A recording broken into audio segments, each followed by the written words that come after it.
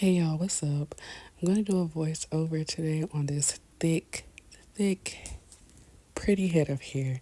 She wanted Boho Knotless. That's usually what she gets. This is a regular client of mine, so I already know what she want, how she like it, etc., etc.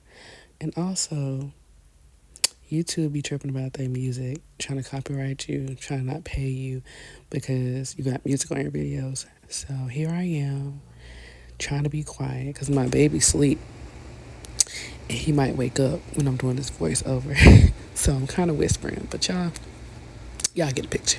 So I'm gonna talk through the whole thing. Hopefully, I got enough to say to get through the whole thing. But anyway, y'all see him right there, his little butt, always doing something.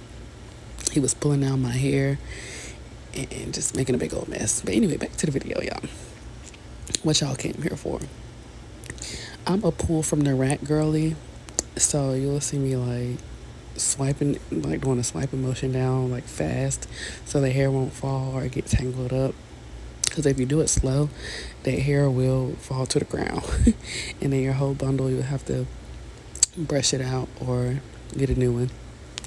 But yes, I start out by braiding her hair like regular and then pulling 3 small pieces off the rack and braiding down. I don't put any curly hair pieces in the bag because it'll mat up faster like when you lay down. So I just don't do it at the nape or around her ears because those are the places that tend to mat up with the curly hair. When people get boho, y'all, I don't know what y'all be thinking, but that's maintenance for y'all. Y'all gotta, even if it's synthetic, which this is synthetic, you still have to maintain it. I'm just breaking her hair down. I blow dried it and then I sectioned it from ear to ear in the back. And I'm doing 3 rows because usually I do 2 for medium, but if I would have did 2, it would have been given large, and she want medium. So I just gave her 3 rows in the back. There's nothing wrong with giving an extra row if everybody's head is different, so you just have to go according to your client's head. And I split it down the middle and I work from half on one side and I go to the other. This is the water curl hair I got. I don't use crochet hair anymore. I used to use crochet hair, but it was given frizzy, it was given matted, so I just started cutting off the weft, and that's been a game changer in making my synthetic curl knotless boho look like human hair. And I woke up late this day, I ain't gonna lie, but this was my loyal client, so she didn't care. So I had to prep the curly hair, and I was like, no, I can't sit here and prep and have her sit in my chair while I put every curly piece on the rack. So I just rolled it up in a towel after I cut the weft off, and I just slid them curly pieces up out of there. So now I know I don't even have to prep my synthetic boho because I was running late. So but for human hair, you definitely have to prep because you definitely have to like separate the human hair from the bundle. But anyways, for medium, I do 4 to 5 rows on each side of the head after I'm done with the back. And like I told you, around the ear, I will not place any curly hair because, like I said, it gets matted. So y'all see me just pulling the curly hair, like I was so happy it was working out. And when I tell you this girl has thick hair from root to tip, I am not playing. I'm not playing. Like all the way down her hair, I was struggling. But she comes to me like once a month or so, so I already know what to expect from her hair. And that's a really good thing to have thick hair from root to tip. I mean, it's healthy. That means it's strong. And when you have thick hair like this, it's easy to grip. You might think, oh, thick hair is not easy to grip. It's so easy to grip, but it's harder to blend with the synthetic braided hair. So you have to tuck for your life. And you also have to comb the hair out, put product on it, comb that product through the hair so it can like flatten out and kind of mix with the braiding hair, as you see me doing here. As far as my like finer texture hair clients, it's it's harder to grip at the root. Y'all see them long nails I got for Thanksgiving? I would have been in here struggling if she was had like a finer hair texture, because they are harder to grip at the roots, but they are so easy to blend with the synthetic braided hair. So yeah, you'll learn from like doing different heads and different clients what to do, how to do it.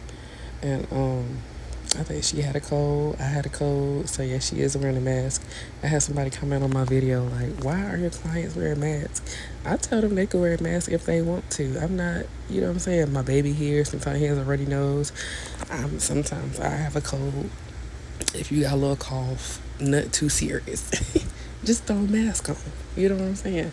You at somebody's house, you know what I'm saying? You don't know what germs is floating around. That's why I try to clean my living room very good before any client comes, because I don't want them sitting in a dirty environment. Like, never. Mm-mm.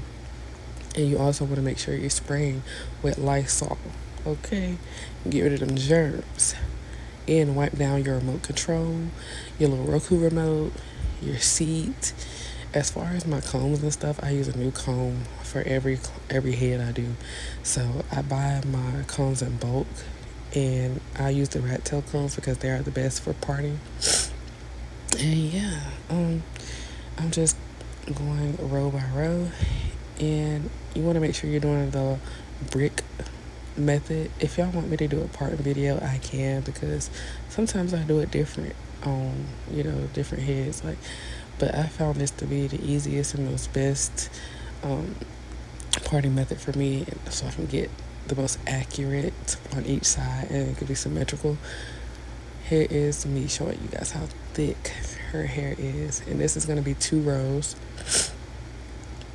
Yep, and you see from the other row, I just twisted it up because that's going to go with the other side of the head. And here we are. We are done, honey, with the Boho synthetic knotless. Yes. This is before I dip the ends, so it's giving, stiff. Just a little bit. But when I dip it, y'all gonna see. So right here, you just wanna get all the curls out the way. Utilize your clips, because that's very important. You gotta clip up that synthetic hair. Do not dip these synthetic curls. Don't do it, okay? Even for my human hair, I barely dip that. If I wanna get the wet look with that, I get a spray bottle with leave-in conditioner and water and spray it. I like the curly, fluffy look. If you like the wet look, like I said, get a spray bottle and spray it down. As far as the synthetic boho that I'm using here, in order to maintain that, I would say put your hair in 2 braids at night. Like, split your hair in half, put it in 2 braids. But before you do, you need to moisturize them curls, even for synthetic, okay? Take care of the curly hair, because it's still maintenance. Any type of boho style is maintenance. You have to maintain them curls. You can't just sleep on your hair and not tie it up and think you're gonna walk out the house not looking crazy. And that's just not gonna happen. You can put some leave-in on this hair, and also I spray this hair with oil sheen. Oil sheen gives the wet look without even wetting your hair. If y'all didn't know, clock that tea. I just gave y'all some. So yeah. Also, the Pantene leave-in is very moisturizing. Okay, so here is the wet when I dipped her ends. I don't know why I didn't record it, but my phone be crazy on storage, so that's probably why. And also, I be trying to film TikToks and other Instagrams and stuff. It's multiple platforms that we have to upload to. So I'm like, I got these results right here. I'm doing a regular straight up and down video, but I decided to put that in here just so y'all can see how it looks after I dip the ends and with the curly hair. So with the curly hair pieces, you do have to maintain it. It looks very pretty, very full, and then I go in and oil their scalp.